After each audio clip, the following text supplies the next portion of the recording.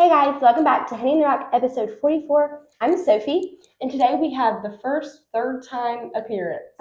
This is Macie. Hi. You're used to this. So Macie was on the second episode, and then she was on the episode with our two other friends. But today she's back going to talk about Ecuador for the second time. The second episode ever was her sharing about her mission trip there and just missions and all the things. And so she went on a trip there again recently, and she's just going to share about it again because I think it's just really encouraging for people to hear, but also to remind you guys not to be ashamed about, not ashamed, but to not normalize it. I don't really know what the word I'm looking for is, but just to encourage you guys as well. So just to go straight into it, what is a quick summary of where you went and then what you did there? Yeah, so we went to Macie, Ecuador, and that is sort of a remote village 5 hours into the Amazon jungle. So not really what you imagine, very tropical looking, very humid, hot, just a small village deep in the jungle. Yeah. And then we spent 3 days doing Bible study, math, and science projects at the school. It's called Antioch Christian Academy, and it is a school in Antioch.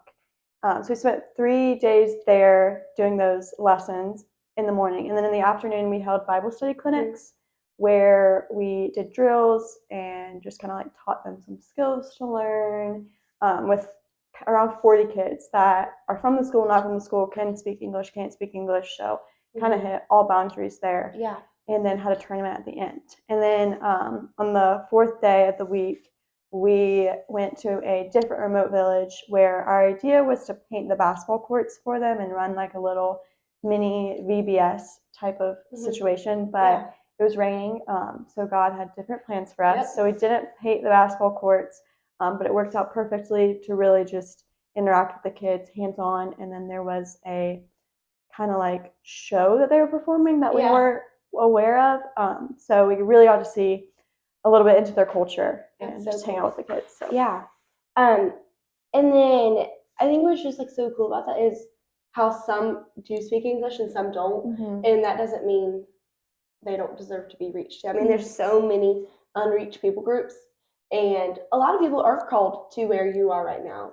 My mom says a lot. She's like, I'm called right here, Greenville, South Carolina, in my house.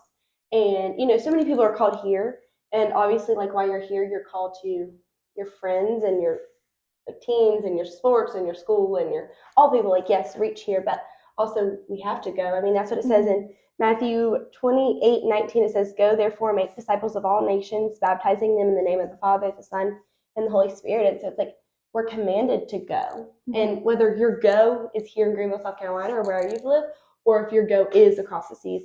And so I'm sure this is going to be hard to choose one, but what was one of the most impactful parts of this trip?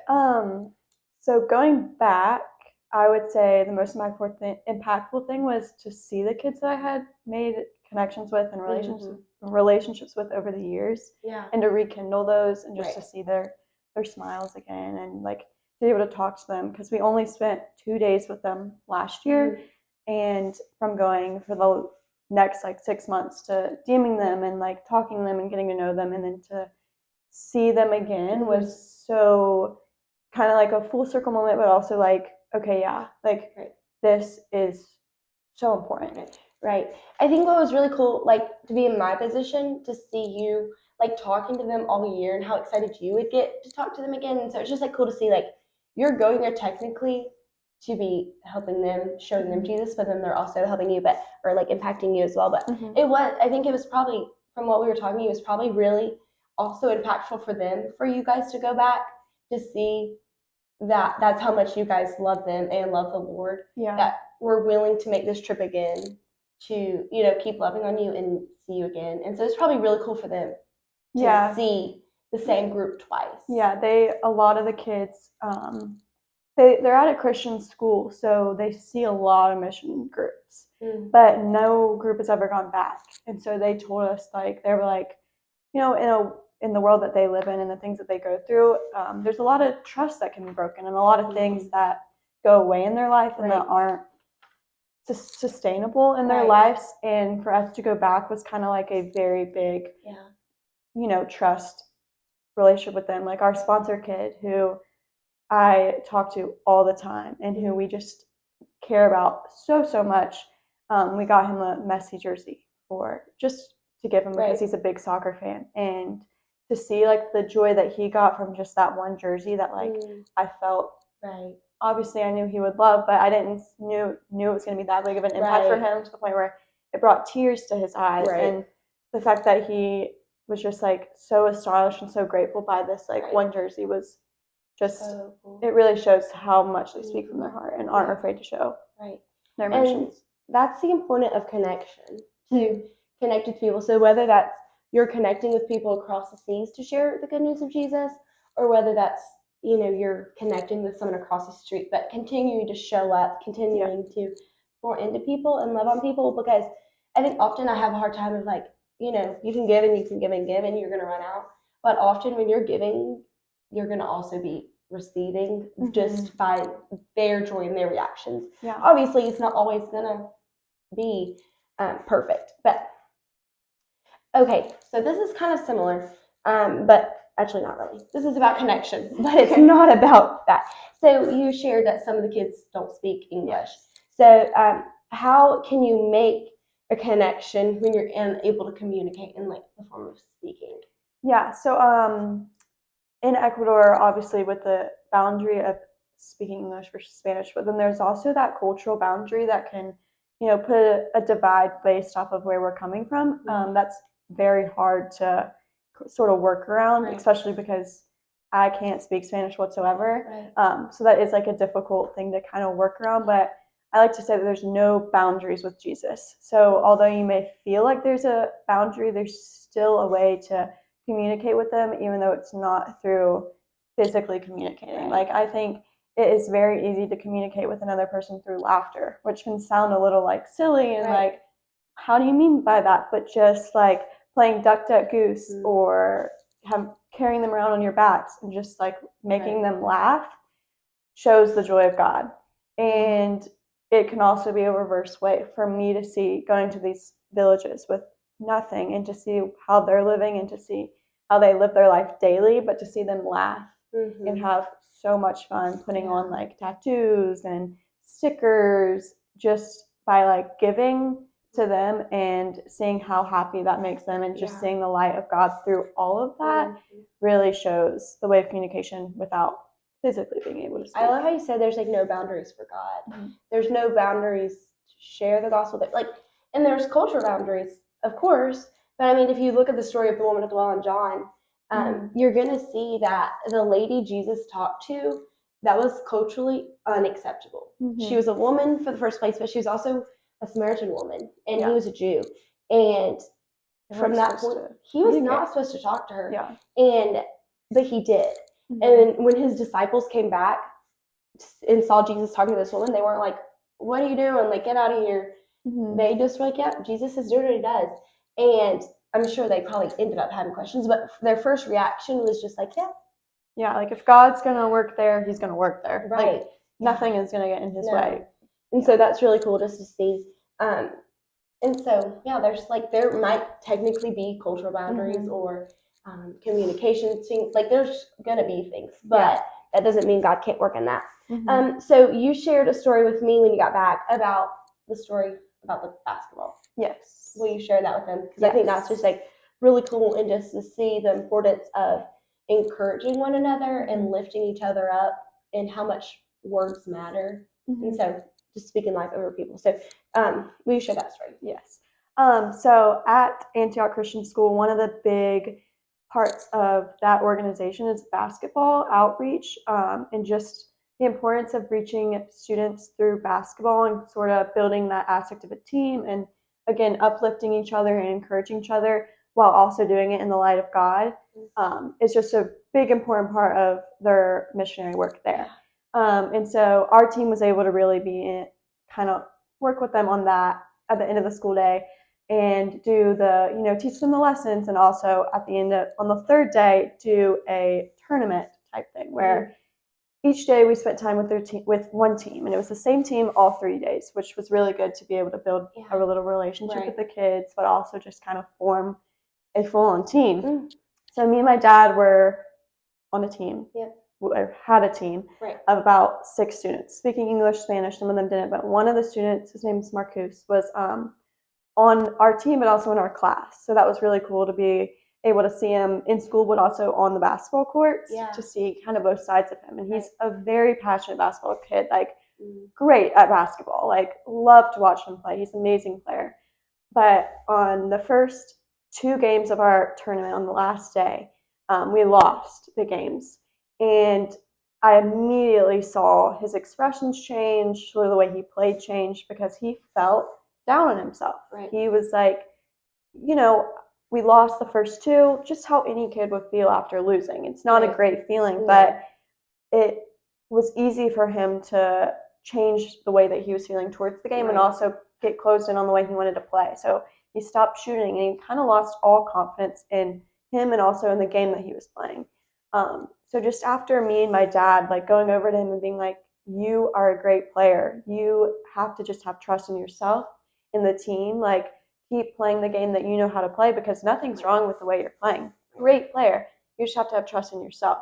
And just by a simple encouragement, his demeanor and the way that he played, and just his trust in himself, and just the way that he was going to fully commit to the game, completely changed. And so the next game we played, we won. And then we played another game, we won. And we ended up playing the whole way to win the whole entire championship. And it was so amazing to see his change of being unencouraged and not have trust in himself to the total opposite. It was one moment, it was the championship game, and it was like, I don't know, close to the end of the game, and he had to make one of his free throws to tie it, to go into overtime. And he missed the first one. And 3 games ago, he would have missed the second because he had no trust in himself and he wasn't encouraged. But I could see him slow down, take his time, and he made it. And I was staying on the sideline cheering like crazy. And he just looked at me with like the biggest smile on his face, and he was so proud of himself. And it was just amazing to see that change and their excitement and, again, their joy. And like the small thing of like the confidence in your ability to do something with the help of the Lord. And so it's like whatever situation you're in, if it's a new place, just have confidence in yourself, in the situation of you are His. And so maybe by your own abilities you're not able to do it. But use the gifts that the Lord has given you, and then see those gifts in other people and encourage them through that. So it's like you saw the gift that he was good at his basketball game, and you can encourage him in that gift, in that thing that God gave him to be good at, this gift, and encourage him in that so he can have confidence in himself of what the Lord gave him. And then also just, I think another important thing of there is where your identity is found, because I think sometimes, not in his situation, of course, but in some situations, it can be really hard when your identity is in something of the world. It's going to fall. It's going to mess up. You're going to lose a game. You're going to lose a job. Like, the bad thing is going to happen. But when your identity is found in Jesus, you can, get back up and, win the next game, or get back up and have a smile on your face. So there's just like really cool to see, just like the little bit of encouragement can go such a long way. And the importance of just like lifting one another up. There's enough people in this world to tear each other down, and so as Christians we need to be building each other up. It says that so many times in the Bible, the importance of, we read Hebrews 10 in our Bible study lesson, and one of the part of that passage talks about the importance of encouraging each other and doing your faith with a team, and not doing your faith alone, because you can do it alone, but it's going to be a lot harder if you're doing it if you're doing it by yourself. So it is important to encourage each other and do your walk with, walk hand in hand with each other as Christians. It's so important, and it's just so key to see it there. So you share a little bit that this mission trip you got to see like more scenery, you got to be a little more not a chores, you did a ton of like hands-on work, but you did get to do a little more scenery that you were unable to do last year. And so how did this, it's kind of changing topics, but just how did it impact you to see God's scenery and just beautiful things that the Lord has made in a completely different part of the world? Yeah, it's something kind of undescribable because here, where we live in the States, most of us live in a very nice area where it is beautiful. But it's a completely different type of beautiful when you're going to a country, a third world country that is very run down and, not as high in status as the way that we live here, but it's so beautiful in a totally opposite way. But it's just so crazy to like look at the waterfalls that they have and just the amazing creatures that they have there. It's like all the animals, all of the scenery, just seeing it all. It's just kind of hard. It's just like where I live versus where they live was both made by God. And it's kind of something you have to wrap your mind around because it's kind of like so surreal, but it's just something that like is so undescribable how beautiful it is. And maybe not to everybody, but like all I see when I just see beauty everywhere I am. But I also see God's creation so much in the kids because they're just have such a light in their hearts. And it goes back to the importance of like finding refuge in the Lord rather than in the world, because if these people didn't do that, their lives are already so hard, but they wouldn't have a foundation without God. And they know that. And so they find refuge in their joy in God rather than the world. And I see beauty in that because of how different their life is because of it. Did it make God seem bigger? Like just to see some of the, like, you showed me a few pictures of like waterfalls and like all these different things. And it was like so beautiful. Yeah. But just to like, I'm reading a book right now and it's just like the attributes of God. And like me and this lady are going week by week and one new thing each week. And we're all like, here on earth, we're not going to be able to experience the fullness of God because he is God. He's so big. Like there's just like no possible way our human brains can wrap around it. But I just think exploring and seeing his creation just makes him seem so much bigger. It really showed me the strength of God. One of the things that we did is we went and saw like this huge waterfall and like it was huge and so strong. Like when you stood next to it, like you're not under the waterfall, but you could feel the splash of the water because of how powerful it is. And I was just like really taken back, and I was like, God made that, and that is so strong, and it just shows the strength that he has. That's so cool. That's really cool. I didn't even think about that. So over the past year, we've talked a lot about joy. We've talked a lot about it on the podcast. You spoke at FCA just about this happiness. The world, things of this world might bring you happiness, but happiness also might lead you to sadness. But the joy of the Lord is forever, and you can have joy with terrible circumstances because our circumstances do not define who God is. We have to remember the truth about God, what the Bible says about God, during circumstances, because that can't be controlled there. And so I think just this year, like as we talked about that a lot together, I've learned what joy looks like. You can be joyful even when your friend died.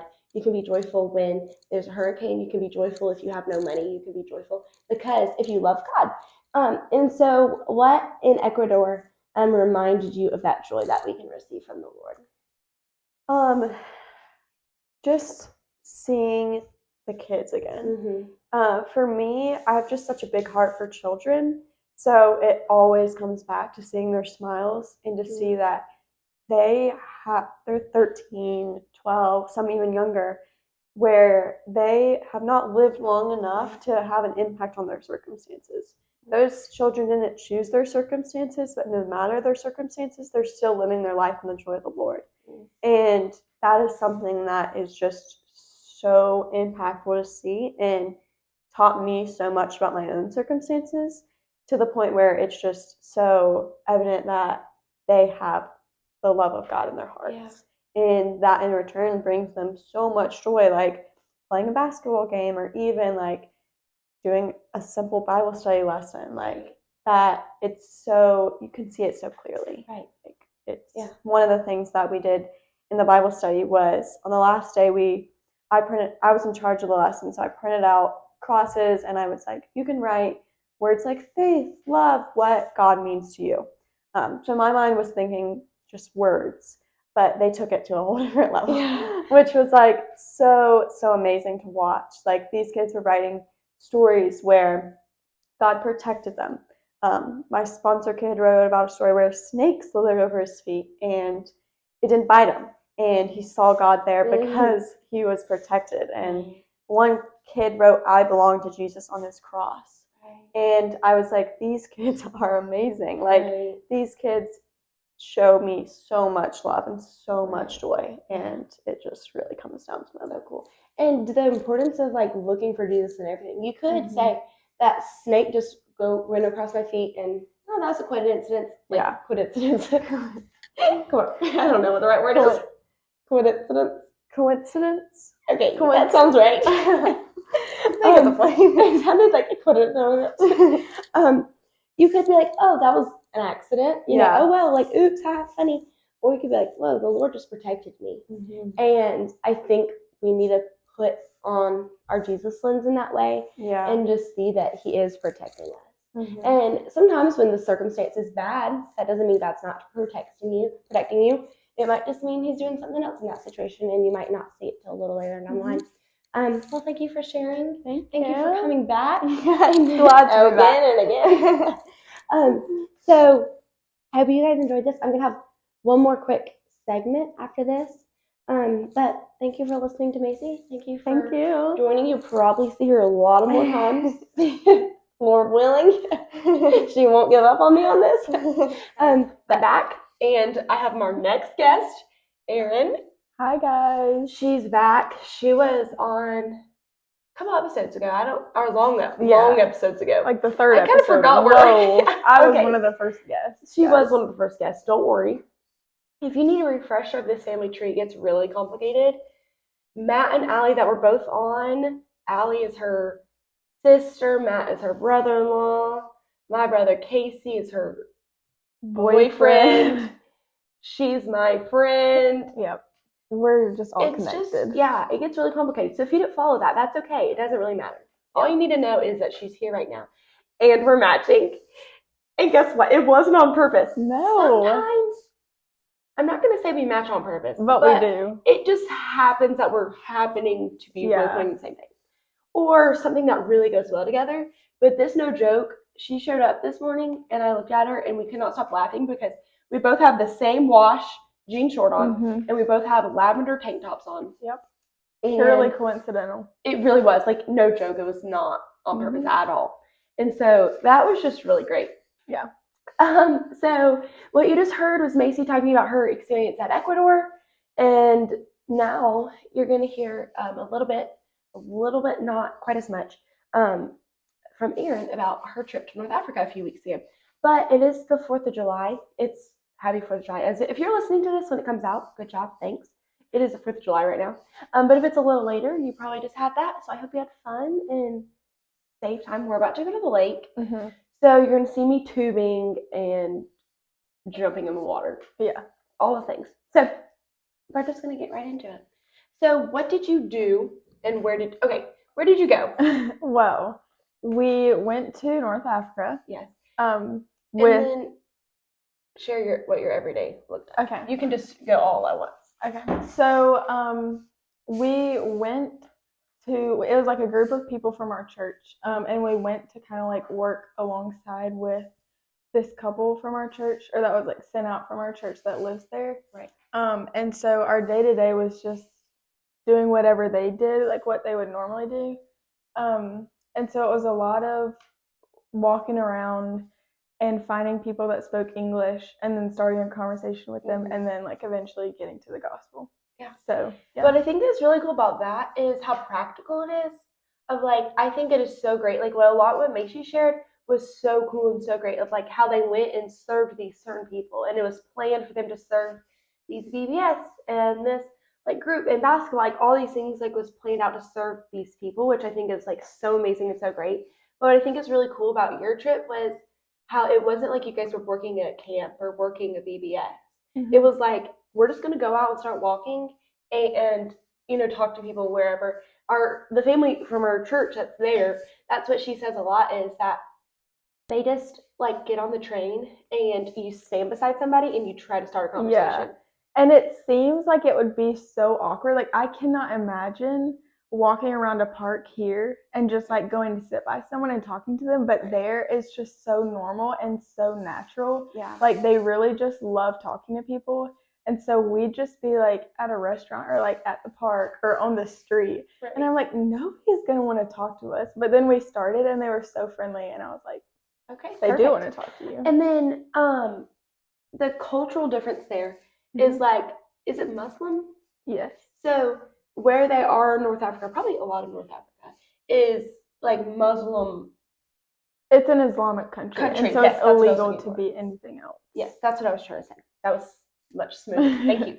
And so just going into that, you're gonna you have to kind of realize like if these people choose to follow Jesus, they are putting down aside a lot. Mm-hmm. But then was it hard to just like go up and talk to people about your faith, about Christianity, when you know that they're probably already have a religion? Yeah, it was hard because like it's hard to just go up to someone and be like, I know that you were born into this and like this is what you believed your whole life, but it's completely not true. Right. And this God that you worship can do nothing for you. Right. And you're actually on your way to hell. Like, how do you say that nicely and them just be like, oh, okay, cool. Like, what do you have? Like, what do you believe? Right. And so that was kind of hard because at some point I was like, what's the point? Because like it's very unlikely that they're just gonna accept it and believe right away. But that was when I just kind of had to remind myself that this is a seed being planted, and even if they don't accept it right now, 2 years down the road they could remember or like have a dream. That's really good. Or see something. And so I'm doing what I'm supposed to be doing. I'm being faithful to tell them, and it's up to the Lord to like soften their heart and help them believe. That's so good. Yeah. So just knowing it, you're just got to be faithful to what you're doing. Yeah. And that we're not in control of the salvation of anybody, even here in America. Like if you're sharing with a classmate, like your job is to faithfully obey the Lord and abide in Him and share. Your job is not to save that person. So that's really good. And then also at church, maybe this week or last, I don't know, but it just like talks about how their country and to follow their religion, like they're working so hard to do this thing that's not promised it'll work. Right. And so they're trying to follow these rules and do these things and pray this thing and like really working hard. But then like if you ask them, they're just like, well, yeah, we like, this is what Matt said. It was like something like, yeah, I hope it works. Or I hope we get to go to heaven or wherever they're supposed to go. I don't really know. But like, I hope. But then we can so confidently be like, well, the God we believe in is real. And it's different than all of these little gods that you're trying to believe in because of this and this. And I am confident since I believe in Jesus, I get to go to heaven one day. And it's just like so freeing to know that we can be confident in it. And it's kind of heartbreaking that they're living their lives and their culture and their religion and like literally everything in their life around this thing that they're hoping will work. Yeah. Yeah. Okay. And then what was like a tactic you used to change the conversation around Jesus so you could share with a non-believer there? Yeah. I was going to add something, but I got nothing else to add. Well, it was kind of like the same thing every conversation because it worked. And so we would just like, I was mainly with one of my good friends that came on the trip. And so we were like tag teaming it. And so, was it Madison? Yes, it was Madison. She's the one that was on the podcast about science. Yes, she was. She's very smart. Okay. So we would like go together and we would just find people and just say like, hey, we're here visiting. What should we do while we're here? And then they would tell us. And then I would say, well, like we're trying to kind of learn more about the culture. Like, what do people believe here? And they would say like, oh, obviously everybody here is Muslim. And then I would say like, well, are you Muslim? And like there, it's like not offensive at all to ask them. And they would be like, oh, of course. And so then I would say, like, so what do you have to do to get your sins forgiven? And then they would like list all the things. And so then I would say, so you know you're going to heaven, right? And they'd be like, oh no, of course not. Right. And I would be like, is that not scary? They're like, yeah, it's really scary. And I was like, it broke my heart because it's like, you know that like this is not guaranteed. And they were like, yeah, but like only God knows if we'll go to heaven. And then I would just kind of shift it to, well, this is what I believe. Like, I know I'm going to heaven. I know if I died right now, I'd be going to heaven. Right. And one girl even told me, she was like, I know if I die right now, I'm going to hell because of like sins that I've done. And it's just like, why can you not see? Right. Like, right. And so that was just kind of how we shifted it. And then even just like talking about like how we have a personal relationship with Jesus, because in their religion, it's like they're kind of servants. And so I would just talk about how God is my father and like he's brought me into his family because he loves me and wants to have a relationship with me. And that's like, it's not an idea that's familiar to them. No. And so it was always kind of cool to see their reaction, because some people were like, this is amazing, I've never heard this before. Right. And then others were like, that's not true. Right. Okay, well, we can agree to disagree. Right. Because at the end of the day, like the Lord can soften your heart. But right. Yeah. That's so cool. Something I watched the other day was kind of cool. It was because it is like hard thing. It's like, well, how do you know your God is true when all of these people think their like little g gods are true or real or whatever?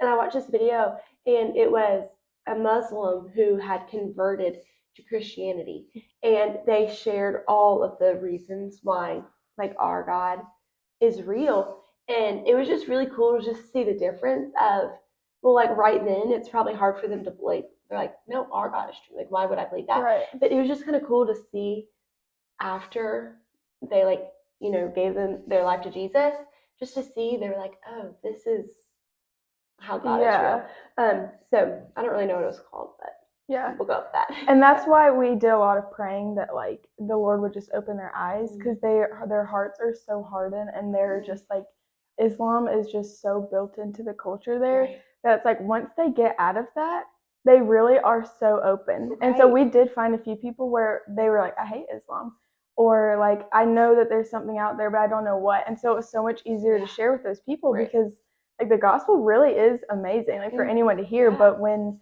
they're so blinded and just like living in so much darkness, it's so hard. It's so hard. So, well, thank you for sharing all of this. Of course. And then this was a special episode, 2 guests. Wow. You guys are lucky. I know. Okay, well, see you guys next Tuesday. Thanks for listening and watching and all the things. Bye. Bye.